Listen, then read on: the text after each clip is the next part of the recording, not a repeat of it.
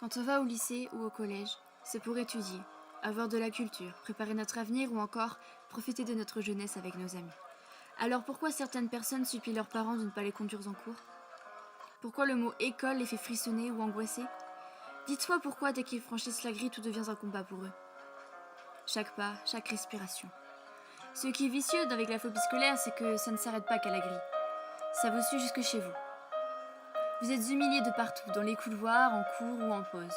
Ces personnes-là n'osent pas s'exprimer en cours. Dès qu'ils disent quelque chose, les rires, les insultes et les remarques blessantes sortent de la bouche de leurs soi-disant camarades. En pause, cachés dans les toilettes, ils supplient les dieux que les prochaines heures se passent bien et qu'ils n'entendent pas d'autres insultes. Vous allez me dire, oh c'est bon, t'exagères, il ne se faut quand même pas insulter à chaque cours. Oui, c'est vrai. Mais je ne pense pas que ce soit normal de se faire insulter juste parce qu'on ne rentre pas dans les critères de la normalité. Si nous ne sommes pas identiques ou un clone de la normalité, on devient vite une cible facile sans personne sur qui compter, ou peu de gens. On devient le souffre-douleur de la classe, ou de quelques personnes.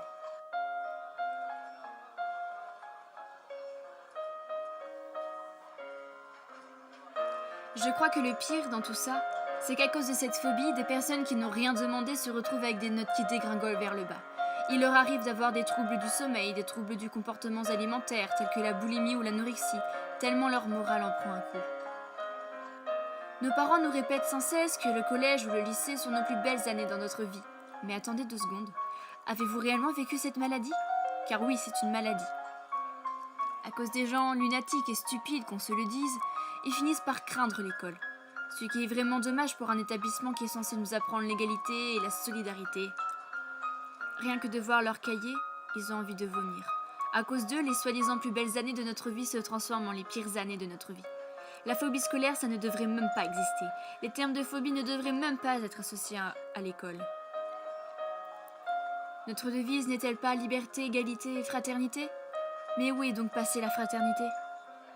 Nous sommes tous faits pareils, tous humains, mais je vois que chez certains ce n'est pas le cas. Ou alors ils se sentent supérieurs, je ne sais pas. Et malheureusement, ça ne dure pas que quelques semaines ou quelques mois. Ça peut durer des années et même quand tout ça se termine, vous êtes toujours apeuré par cette grille, toujours pétrifié à l'idée que quelque chose se repasse. Vous perdez toute votre confiance en vous, votre joie de vivre, et vous êtes détruit. Vous sentez votre cœur battre de plus en plus vite, votre corps qui se réchauffe et vos membres qui se mettent à trembler. C'est ce que vous ressentez quand vous arrivez devant la grille. À chaque fois que vous entendez des paroles qui vous concernent, vous tremblez, vos larmes montent dans vos yeux, et vous faites tout votre possible pour les retenir.